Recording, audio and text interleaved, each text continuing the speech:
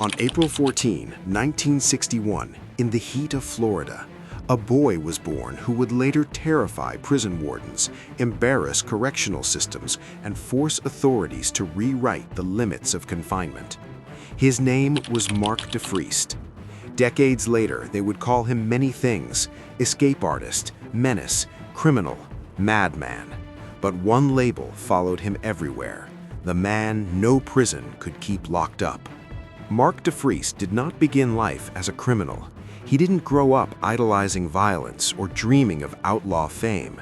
What he had from an early age was something far more dangerous inside a rigid system: an obsessive curiosity about how things worked.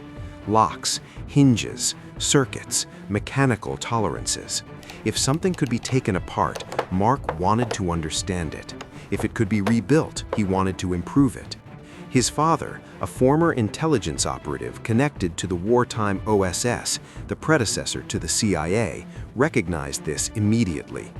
Instead of discouraging Mark's fixation, he nurtured it. He allowed him to build a workshop in their basement. Tools became Mark's language. Machines made more sense to him than people ever did.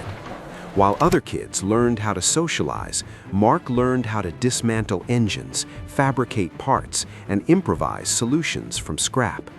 Social life was another story. Mark struggled to connect with others. He was awkward, blunt, and uncomfortable in crowds.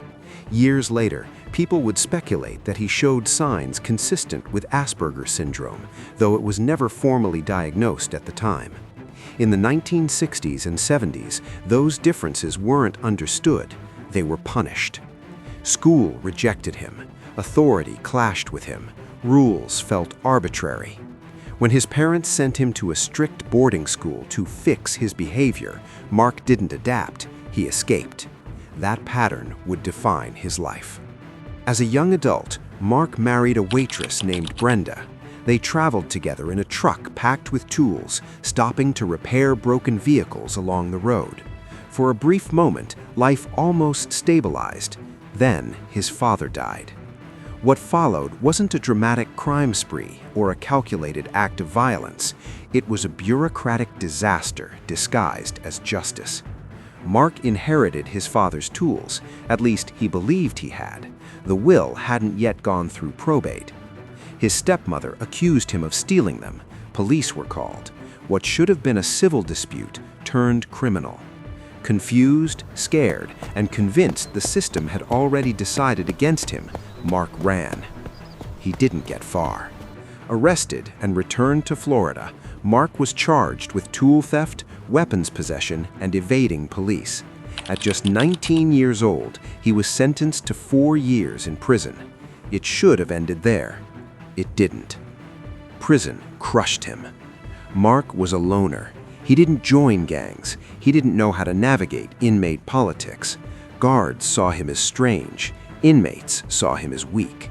He was beaten brutally by groups of prisoners, requiring surgery. His mental state deteriorated. Suicide attempts followed. Solitary confinement became routine. And then, 1 month into his sentence, opportunity appeared. Returning from Bible study, Mark watched 8 inmates make a desperate run for the fence. He hadn't planned to escape, but instinct took over. Movement, observation, improvisation kicked in. While others tangled in razor wire, Mark moved cleanly over it. He hot-wired a car. He was gone. For a moment, he was recaptured quickly, confused by freedom, unprepared for life outside. Each escape didn't reduce his sentence, it multiplied it. New charges stacked on old ones, punishment escalated. Officials labeled him dangerous, unstable, uncontrollable. But the more they tightened control, the more Mark adapted. They transferred him to a mental hospital for evaluation. He hated it even more than prison. And that's where he attempted one of the strangest escape plans ever recorded: stealing LSD from the hospital pharmacy and dosing staff coffee to create enough chaos to walk out unnoticed. It failed, but it confirmed something terrifying to authorities. Mark DeFriest was not impulsive. He was inventive, and they had no idea what to do with him. After the failed LSD attempt, the system stopped trying to understand Mark DeFriest and shifted fully into containment mode. Guards, doctors, and administrators no longer saw him as a confused young man trapped by a bad first conviction. They saw him as a problem that needed to be controlled, isolated, and neutralized. He was transferred again, this time to a higher security environment, where officials believed stricter rules and fewer privileges would finally break him. What they didn't understand was that pressure was the one thing that made Mark more dangerous, not violent, but inventive. Inside those facilities, Mark began doing what he had always done best, studying his surroundings with obsessive focus. He watched how guards walked, how doors were checked, how maintenance routines worked, and how often corners were ignored. He memorized shift changes. He paid attention to trash disposal, laundry routes, and food delivery schedules. To other inmates, prison was a place to endure. To Mark, it was a mechanical system begging to be taken apart. With almost no access to real tools, he started improvising. Toothbrushes were melted and reshaped into sharp edges. Pieces of metal were scraped from vents, trays, and discarded equipment. Copper wiring was scavenged and straightened. Over time, he built small but functional tools, lockpicks, cutting implements, even makeshift weapons, not to attack people, but to defeat barriers.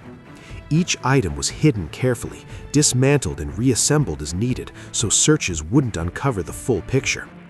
This was when the escapes truly became deliberate.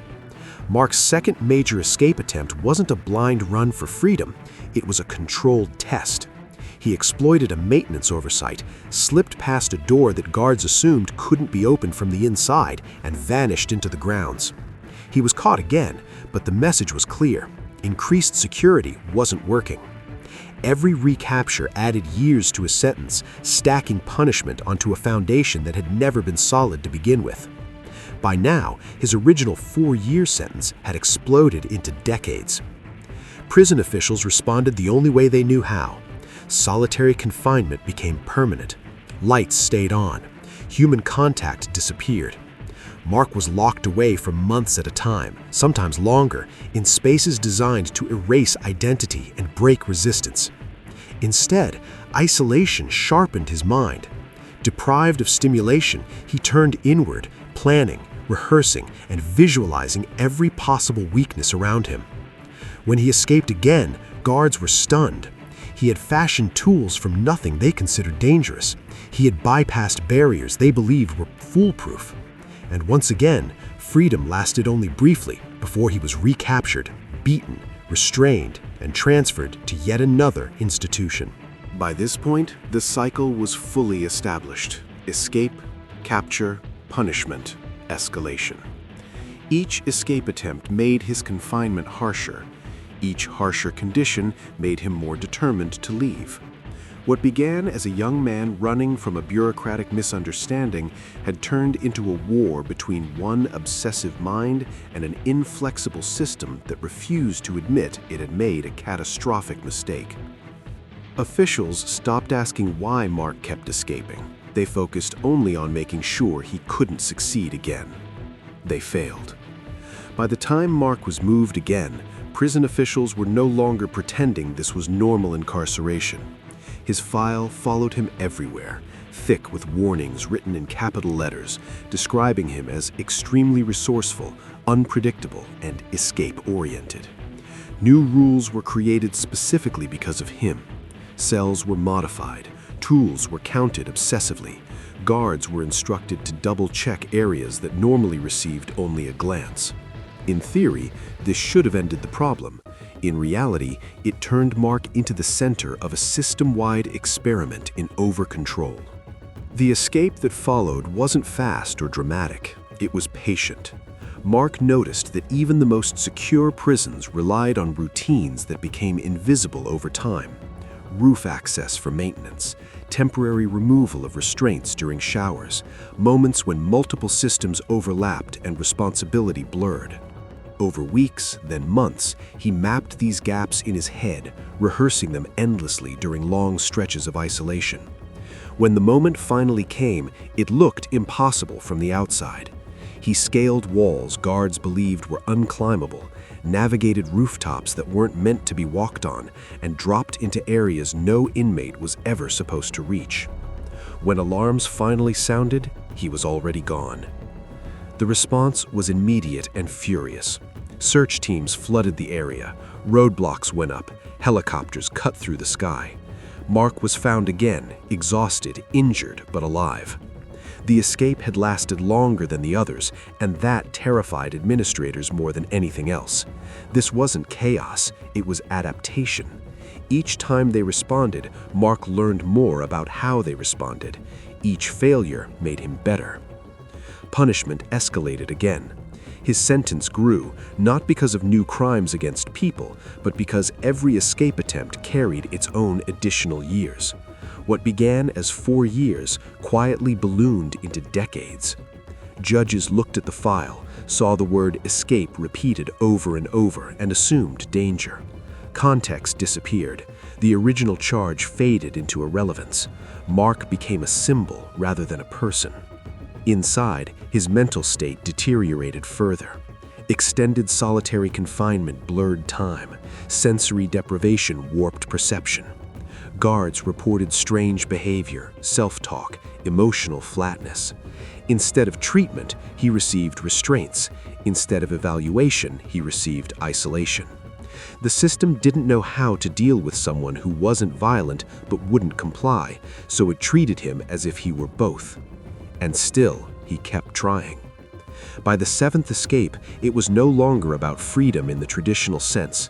Mark wasn't running toward a future, he was running away from a present that felt like erasure. Each attempt was less about where he would go and more about proving that the system couldn't completely remove his agency. Even when he was caught within hours or days, the act itself mattered. It was resistance through mechanics, defiance expressed in bolts and locks rather than fists. Eventually, something shifted. Outside advocates began paying attention. Lawyers, journalists, and psychologists reviewed his case and asked uncomfortable questions. How does someone with no violent crimes end up serving what amounts to a life sentence? How does repeated punishment for the same behavior turn into justification for endless confinement? And at what point does the system's response become more extreme than the original offense? Those questions didn't free Mark overnight, but they cracked the narrative that had surrounded him for decades. By the time Mark DeFriest's case began reaching people outside prison walls, decades had already passed. The boy who once ran from a confused inheritance dispute was now a middle-aged man whose life had been defined almost entirely by concrete, steel, and isolation. His original crime had never involved harming anyone, yet his punishment had grown heavier with every attempt to escape conditions that many experts would later describe as psychologically crushing. What finally changed wasn't a new escape, but scrutiny. Civil rights attorneys, mental health professionals, and investigative journalists started piecing together the timeline of his incarceration. When they laid it out end to end, the story was impossible to ignore. A 4-year sentence had quietly turned into nearly 30 years behind bars, much of it spent in solitary confinement. Escape attempts that caused no injuries were treated as proof of dangerousness rather than desperation. Mental health evaluations that hinted at autism spectrum traits and trauma were buried under disciplinary reports. The system had stopped asking whether Mark was a threat and focused only on how to contain him. Public pressure built slowly, then all at once. Court filings challenged the proportionality of his sentence. Experts testified that prolonged isolation had worsened his behavior rather than corrected it. Judges who revisited the case were confronted with a hard truth. The punishment no longer matched any reasonable definition of justice. It reflected fear and inertia more than law. In 2019, after more than 30 years entangled in Florida's prison system, Mark DeFriest was finally released. There was no victory parade, no triumphant moment. He stepped into a world that had moved on without him, carrying the weight of time that could never be returned. Freedom for him wasn't an ending, it was another unfamiliar system to navigate. What his story ultimately exposed wasn't a genius criminal outsmarting prisons for sport. It was how rigid systems respond when they encounter someone who doesn't fit their expectations. Mark wasn't violent, but he wouldn't submit. He wasn't trying to dominate others, but he refused to surrender his sense of autonomy. Each escape was treated as escalation, and each escalation justified harsher control, until the response itself became the most extreme part of the story. In the end, the system did stop him, but only after it had already taken most of his life. And in doing so, it revealed something deeply uncomfortable. When institutions prioritize control over understanding, they don't eliminate threats, they manufacture them. Mark DeFriest became known as the man who escaped prison 7 times in a row, but the deeper truth is quieter and harder to accept. He was a man who kept trying to leave a cage that never should have grown that large in the first place.